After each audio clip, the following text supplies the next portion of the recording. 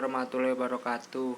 Di sini kami dari kelompok 6 akan mempresentasikan hasil diskusi dari kelompok kami tentang sistem sosialisme Islam. Pengertian sosialisme Islam. Sosialisme Islam ini mengandung arti yaitu diciptakan oleh berbagai pimpinan muslim untuk menjelaskan bentuk sosialisme yang lebih spiritual. Sosialis muslim percaya bahwa ajaran Al-Quran dan Muhammad khususnya zakat sesuai dengan prinsip kesetaraan ekonomi dan sosial. Mereka mengambil inspirasi dari negara kesejahteraan Madinah awal yang didirikan oleh Nabi Muhammad. Sosialis muslim menemukan akarnya dalam anti-imperialisme. Pimpinan sosialis muslim percaya pada penurunan legitimasi berasal dari publik. Yang kedua ada gagasan dan konsep. Gagasan dan konsep ini, yang pertama ada zakat. Zakat ini dimaksudkan untuk mencegah penimbunan modal dan merangsang investasi, karena masing-masing individu harus membayar zakat atas kekayaan bersihnya.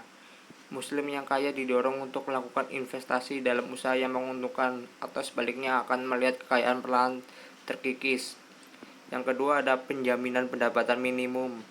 Penjaminan pendapatan minimum adalah sistem penyediaan kesetaraan sosial yang menjamin semua warga negara atau keluarga memiliki pendapatan yang cukup untuk hidup, asalkan mereka memenuhi syarat tertentu. Kelayakan secara tipikal ditentukan oleh kewarganegaraan, teks kelayakan, dan ketersediaan pasar tenaga kerja atau kemampuan untuk melakukan pelayanan masyarakat. Tujuan utama pendapatan minimum terjamin adalah untuk melawan kemiskinan. Jika kewarganegaraan menjadi satu-satunya syarat, sistem ini berubah menjadi pendapatan dasar universal.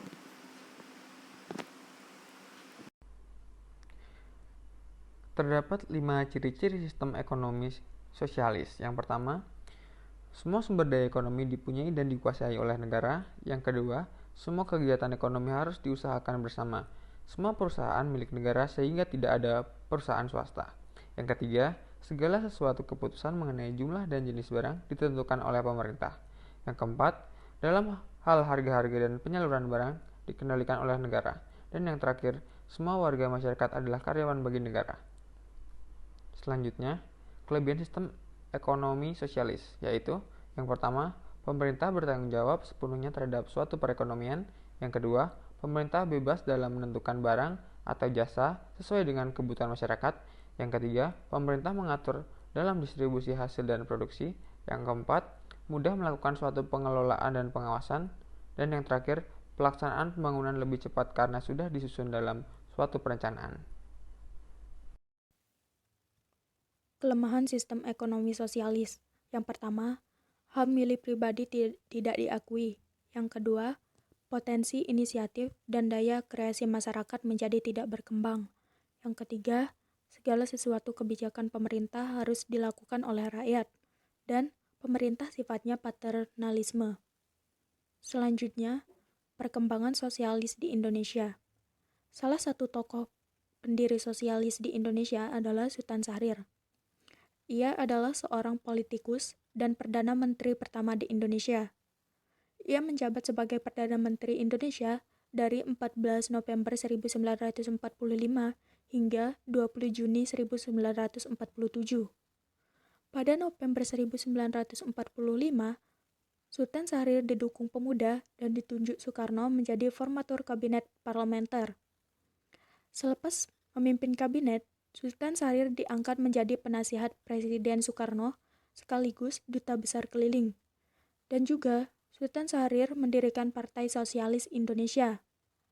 Sosialisme Sultan Syahrir berpijak kepada penghormatan nilai-nilai demokrasi dan humanisme, menghargai dan mengutamakan kemerdekaan individu-individu masyarakat Indonesia.